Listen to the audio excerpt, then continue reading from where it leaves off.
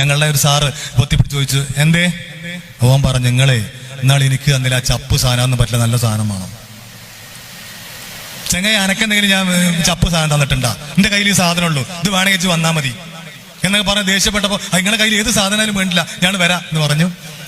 ഞങ്ങൾ ആ model bus സ്റ്റോപ്പിൽ നിൽക്കുകയാണ്. നല്ല തിരക്കുള്ള സമയമാണ്, ഹൈവേ റോഡാണ്. അന്ന് റോഡ് പണി തുടങ്ങിയിട്ടില്ല. നല്ല കണ്ടെയ്നർ ലോറികൾ, 28 ചക്രമുള്ള ലോറികളൊക്കെ പോകുന്നുണ്ട്, ബസ്സുകളുണ്ട്, നല്ല തിരക്കാണ്. ആ തിരക്കിന്റെ ഇടയിൽ ഒരു പ്രത്യേക തരം ബൈക്ക്, ചിലപ്പോൾ നിങ്ങൾക്കറിയാം, എനിക്കതിന്റെ പേരറിയില്ല, അത് ഓടിക്കുന്ന ആൾ ഇങ്ങനെ ഓടിക്കും. കണ്ടിട്ടുണ്ടാ?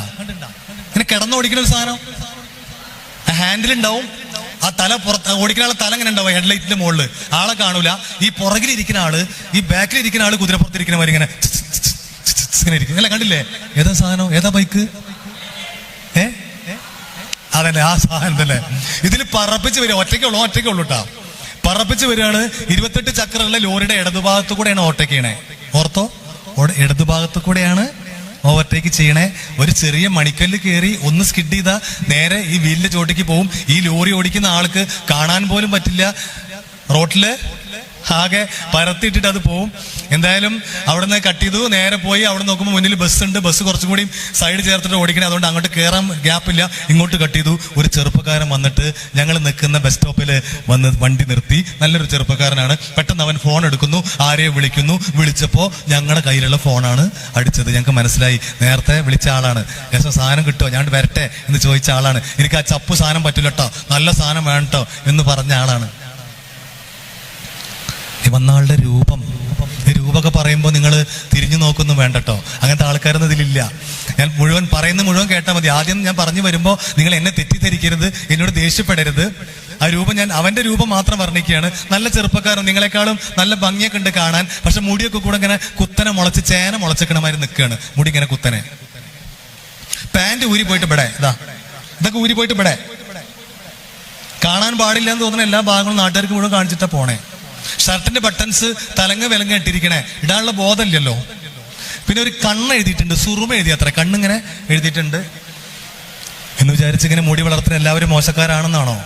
ഒരിക്കലും അല്ല കേട്ടോ, അങ്ങനെയൊന്നും ഞാൻ പറയില്ല. അങ്ങനെ ആയിരുന്നു ഞങ്ങളുടെ വിശ്വാസം. കാരണം ഞങ്ങളെ പട്രോളിങ്ങിന്റെ ഇടയിൽ ഞങ്ങളുടെ മുന്നിൽ മയക്കുമരുന്നുമായിട്ട് അതിനടിമപ്പെട്ട് വരുന്ന ആൾക്കാർക്ക് ചില പ്രത്യേകതകൾ കാണാറുണ്ട്. ഇതുപോലെ മുടി വളർത്തും, ബോധം ഉണ്ടാവില്ല, പകുതി ഭ്രാന്തന്മാരായിരിക്കും. അപ്പോൾ ഞങ്ങളുടെ മുന്നിൽ ഈ പട്രോളിങ് പോകുമ്പോൾ ഇതുപോലെ മുടി വളർത്തിയ ആരെങ്കിലും കണ്ടാൽ ഞങ്ങൾക്ക് സംശയമാണ്. ചിലപ്പോൾ നമ്മുടെ ഓഫീസിൽ പറയും, വണ്ടി നിർത്തി നോക്കട്ടെ, അവനെ നോക്കട്ടെ എന്ന് പറയും, വിളിച്ചു വരുത്തും. സംശയമാണ്.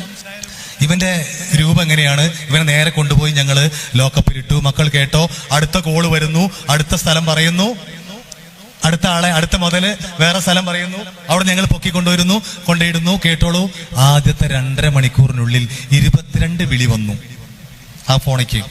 ആ 22 വിളിയിൽ ഒരു വിളി മാത്രം ഒരു സ്ത്രീ വിളിച്ചു. കേട്ടോളൂ, ഞാൻ തുടക്കത്തിൽ പറഞ്ഞ പോലെ സ്ത്രീകളും ഇതിന്റെ കാരിയേഴ്സ് ആയിട്ടുണ്ട്. പെൺകുട്ടികൾ പോലും അടിമപ്പെടുന്നു എന്ന് കൃത്യമായിട്ട് അറിയുന്നത് കൊണ്ട് ഞങ്ങൾ പുതിയൊരു കേസ് കിട്ടുമെന്ന് വിചാരിച്ചിട്ട് ഫോണൊക്കെ എടുത്തു. പക്ഷെ അത് പിടിച്ചു കൊണ്ടുവന്ന ആളുടെ ഭാര്യയായിരുന്നു. ബാക്കി 21 കോളുകളും ഈ സാധനം വേണം എന്ന് ആവശ്യപ്പെട്ടുകൊണ്ടുള്ള ഉപഭോക്താക്കളായിരുന്നു. ഇതില് 18 പേരെ പിടിച്ചു കൊണ്ടുവന്ന് ഞങ്ങളുടെ ലോക്കപ്പിന്റെ മുന്നിൽ, മക്കളുടെ മനസ്സിലൊന്ന് സങ്കല്പിച്ച് നോക്ക്, ഞങ്ങളുടെ ലോക്കപ്പിന്റെ മുന്നിൽ 18 പേരിങ്ങനെ നിരത്തി നിർത്തിയിരിക്കുകയാണ്. ഈ 18 പേരിൽ 13 പേരും 13 വയസ്സിനും 18 വയസ്സിനും ഇടയിലുള്ള വിദ്യാർത്ഥികളായിരുന്നു. നമ്മുടെ പരിസര പ്രദേശത്തുള്ള, ഞാൻ ഈ ഭാഗത്ത് അത്രത്തോളം വന്നില്ലാത്തതുകൊണ്ട് ഞാൻ പറയുന്നില്ല, ഈ ഭാഗത്ത് അത്ര പരിചയമില്ലാത്തതുകൊണ്ട് പറയുന്നില്ല, ആ പരിസര പ്രദേശത്തുള്ള പല പ്രധാനപ്പെട്ട വിദ്യാഭ്യാസ സ്ഥാപനങ്ങളിലെയും വിദ്യാർത്ഥികൾ അതിലുണ്ടായിരുന്നു. ഇവരൊക്കെ രക്ഷിതാക്കളെ ഞങ്ങൾ വിളിച്ചു. ഉമ്മയും ഉപ്പയും അച്ഛനും അമ്മയും ഓടിക്കത്തച്ച് ഞങ്ങളുടെ ഓഫീസിലേക്ക് വരുന്നു. ഓടിക്കതച്ച് വന്നിട്ട് ആ വാതിൽക്കൽ വന്ന് സ്വന്തം മകൻ അകത്തേക്ക് നോക്കുകയാണ്. അപ്പൊ ഈ 18 പേരുടെ കൂട്ടത്തിൽ സ്വന്തം മകൻ നിൽക്കുന്ന കാണുമ്പോൾ ദേഷ്യവും സങ്കടവും സഹിക്കാൻ വയ്യാതെ അവസാനം പരിസരം മറന്ന് ഞങ്ങളെ മുന്നിലൂടെ ഞങ്ങളെയൊക്കെ തള്ളി മാറ്റിയിട്ട്, യൂണിഫോം ഇട്ട് ഞങ്ങളെ കണ്ട് തള്ളി മാറ്റിയിട്ട് ഞങ്ങളുടെ ഇടയിലൂടെ ചെന്ന് സ്വന്തം മക്കളെ വലിച്ചിട്ട് തലങ്ങും വിലങ്ങും അടിക്കുന്നത് ഞങ്ങൾ നേരിട്ട് കാണുകയാണ്. അടിക്കുകയാണ്. അപ്പൊ ഞങ്ങൾ ചോദിക്കും, എന്തിനാ അടിക്കണേ? ഇപ്പൊ അടിച്ചിട്ടൊരു കാര്യമില്ല. വേറെ ചിലര് ഒരു നോട്ടമേ നോക്കിയുള്ളൂ. വന്നിട്ട് ഒറ്റ നോട്ടം, സ്വന്തം മകൻ വീട്ടിൽ നിന്ന് ഉമ്മ വന്നിട്ട് അച്ഛൻ വന്ന് നോക്കുമ്പോ പെട്ടെന്ന് ഇവൻ തല താത്തി ഇങ്ങനെ നിൽക്കുക. ആ ഒരൊറ്റ നോട്ടമേ നോക്കിയുള്ളൂ. അവർ സങ്കടം സഹിക്കാതെ തിരികെ പോയി ഒരു മൂലയിൽ പോയിട്ട് മുഖം പൊത്തി കരയാണ്, പൊട്ടി പൊട്ടിക്കരയാണ്. അപ്പൊ ഞങ്ങൾ ചോദിക്കും,